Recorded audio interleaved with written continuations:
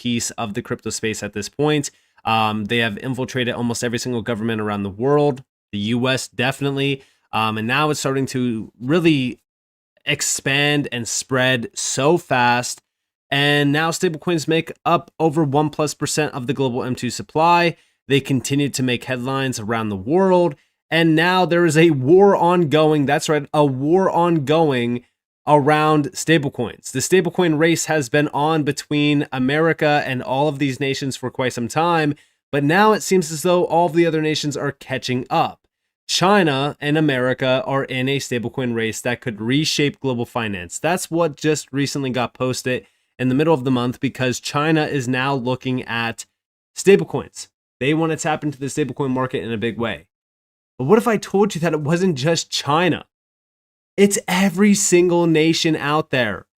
We already have a Euro stablecoin. We already have a Brazilian real stablecoin. We already have USD-backed stablecoins. This is only going to become more and more and more. I mean, we have a yen stablecoin on chain too. It might not be RL yen, but we do have a yen stablecoin out there. It's on Stellar actually. But these stablecoins are only going to continue to grow and get announced more and more. We're going to have every single fiat currency moving on chain through a stablecoin. And we could see that over here, right? China, Japan, and other countries to challenge USD peg stablecoin crusade. And what's crazy about this is like the US is already so far ahead. They already have the Genius Act fully passed through. USD-backed stablecoins are the biggest piece of the crypto space, and they are so ahead of the competition, it's not even funny. But this is only going to continue to skyrocket more and more in conversation. Stablecoins are going to heat up more and more as we do, continue on. And it's because of how big they're becoming. They are reshaping and really, I would say, shaking up the entire global financial system in real time. It's changing the way that money moves.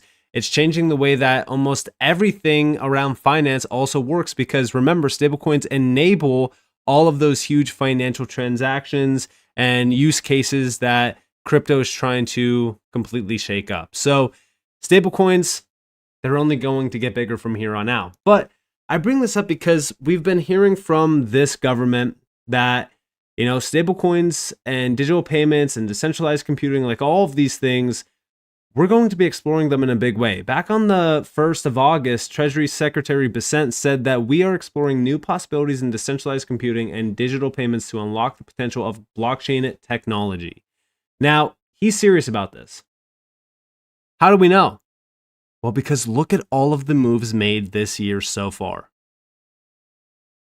This continues to become a major focus point of mine, because the US government is now, for the first time in a very long time, extremely serious about adopting and utilizing new technology. And it's blockchain. It's stablecoins. I mean, think about how crazy that is to say out loud. The US government is adopting blockchain. That's insane. But I mean, can you blame them when we look at stablecoins? I mean, stablecoins now have a $273 billion market cap, $3.56 trillion in monthly transfer volume, and there's over 190 million holders of stablecoins. That number just continues to rise more and more and more. And again, I think that almost everyone should be paying attention to this, because this is going to be that liquidity for the entire crypto space going forward. Like, stablecoins are the liquidity that everything around this space runs on, including the future of tokenization, the future of, institutional DeFi. I mean, almost everything that we talk about on a day-to-day basis relies on stablecoins growing more and more. But also, this value is incorrect. It's almost $300 billion. We're at $295 billion for stablecoins. Now, you already know that we're locked in on RLUSD, and RLUSD is now almost over it's actually over $700 million, almost $702 million in terms of RLUSD. That's crazy. We could see the growth over here. I mean, ever since the beginning of June, RLUSD has been on fire. Think about it like this, right? The beginning of June, we were at 309 million. We're now at 700 and almost $2 million in RLUSD total value. 702 million, up 16 and almost a half % in the last 30 days. 36,000 holders almost. $3.38 billion in monthly transfer volume. Guys, RLUSD growth just continues to heat up. I am very excited about this. Now, let's talk about this post from Brad Garlinghouse, because I want to go back in time to July, where we got the announcement that Ripple was applying for a national bank charter from the OCC, but also a Fed master account. I brought this up now on the channel probably two times, right? 2 or 3 times. And the reason why I bring this back up is because we are starting to witness the Fed really get their hands on crypto. They're starting to put the crypto gloves on because the US government itself is doing so. And almost every single branch, every single player around the government now has to get incorporated around crypto. But this announcement with Ripple was very interesting to me because, again, it allows the Fed to hold RLUSD in reserves. This is a direct connection back to the Fed. I know that we've speculated, I know that we've talked about it for many years about how the Fed is working with Ripple and they're going to utilize XRP. This would be that first major confirmation that Ripple is now starting to get integrated within the US government in terms of like the financial system around the US. And it wouldn't shock me at all. Now, I bring this back up because of this. We have here from Good Morning Crypto, new Ripple CEO Brad Garlinghouse attended a roundtable with Federal Reserve officials. Specifically, he participated in a roundtable discussion alongside other blockchain industry leaders, including Cardano founder Charles Hoskinson, Chainlink's co-founder Sergey Nazarov, Solana co-founder as well, and Near Protocol. This event, reported on August 25th of this year, focused on how different blockchain projects could collaborate in the future. Hoskinson noted a great conversation with Garlinghouse about XRP during this roundtable, suggesting potential collaboration between Cardano and Ripple, such as adding XRP support to Cardano's Lace wallet by the end of 2025. Now, the crucial thing to focus on here is that this was a roundtable with Federal Reserve officials. We have over here from Digital Asset Investor, Federal Reserve Roundtable. Brad Garlinghouse was in attendance. Fed master account coming, lock in. Check this out. So I was just at a roundtable with the Federal Reserve, and it was a really nice inter-industry. So 2 of the reserve governors were there. And I was actually with Anatoly from Solana and Sergey from Chainlink and Ilya from Near and Brad from XRP. So it was a very nice roundtable, and we had a chance to directly interact with the Federal Reserve. And the Fed is trying to figure out, what is their role, place, and purpose with the Genius Act, because traditionally the Fed is the payment regulator, and they've been doing that for 120 years, give or take. The thing about the Fed is that they were kind of left out of the party. There's 3 primary regulatory bodies that deal with this. There's the OCC, the FDIC, and the Federal Reserve. The reason this is relevant is that stablecoins live in 2 worlds at the same time. One, they live in the Web3 world, so they're tokenized, and we think a lot about, well, how do I get more liquidity and volume? There's over $250 billion worth of tokens that have been issued, 180 plus million transactions every month. It's a very dense, beautiful, high velocity space. But those only have value because somebody's holding an asset on the other side in the legacy world. In the legacy world, it's either at a bank or it's somewhere else, and it's represented some way, like as a treasury, for example. So Genius, what it did is it created some baseline rules of the road, but now rulemaking has to occur.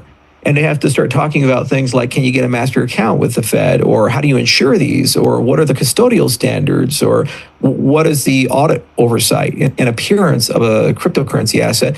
And this also allows you to add privacy to other assets like Bitcoin. Now, when we listen to this, we do think about that secret or hidden role of the Fed. Well, I think that Brad Garlinghouse already told us it, right? This access would allow us to hold our RLUSD reserves directly with the Fed. Well, now you can start to kind of see this big picture where the Fed becomes the primary reserve holder of all USD backed stablecoins. They still retain the role that they currently have, but in the digital age. Now, I know that you might be saying, well, and the Fed. That could definitely be a possibility. This could completely replace the Fed over time. Would it shock me? No. But I do think that there's a bigger puzzle here than just, oh, this will all replace the Fed.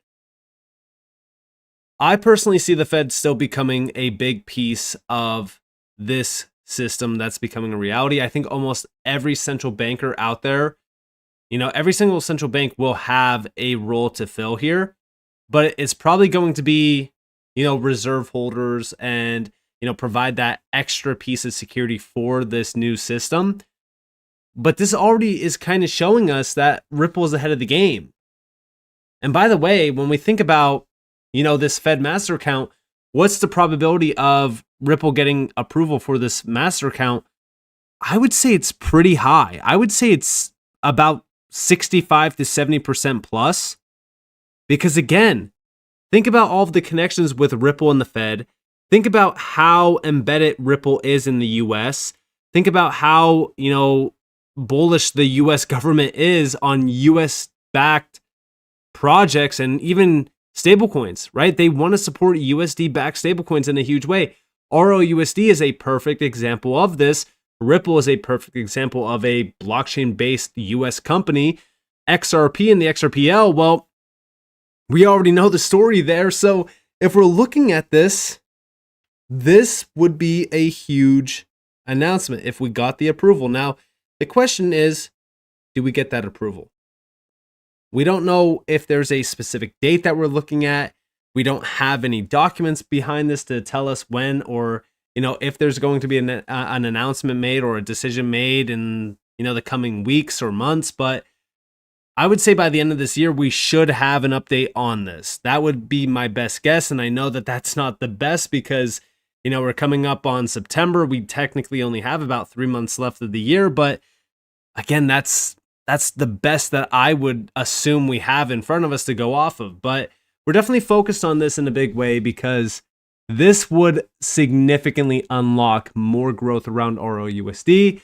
And I know that we still focus on that 85.9 million only on the XRP ledger. But remember, and I've said this many times over, Ethereum is the powerhouse behind stablecoins right now and DeFi because it had, for so many years it had that marketing behind it. But once we start to see these use cases scale and stablecoin initiatives scale, that demand is going to be usurped from Ethereum onto networks like the XRP ledger. So over time, RLUSD, most of the value tied to it will probably live on the XRP ledger at some point in time. I see this happening in the coming years. So, I would sit back and relax here. I wouldn't be too concerned about it. But yeah, what's ever good for RLUSD, I think is very good for the XRP ledger. So this is a very, very interesting situation that we're in at a perfect opportunity as well. Because if you think about it, what better opportunity than the US being in the position that they're at with proper regulations out there for crypto, for stablecoin initiatives, at a time where the stablecoin race is heating up, stablecoin adoption is heating up, volume and value tied to stablecoins is heating up, and you have a company like Ripple, you have a stablecoin like RLUSD, and you have an infrastructure based around the XRP ledger and XRP already live out there that's been battle tested by big players. I mean, they have literally everything to win this huge tech race that's really brewing behind the scenes of all of the noise and all of the day-to-day discussions that happen over X. This is much bigger than anything that we have in front of us, right? Like, we don't have something to base this all off of. This is something that's completely different than every other tech race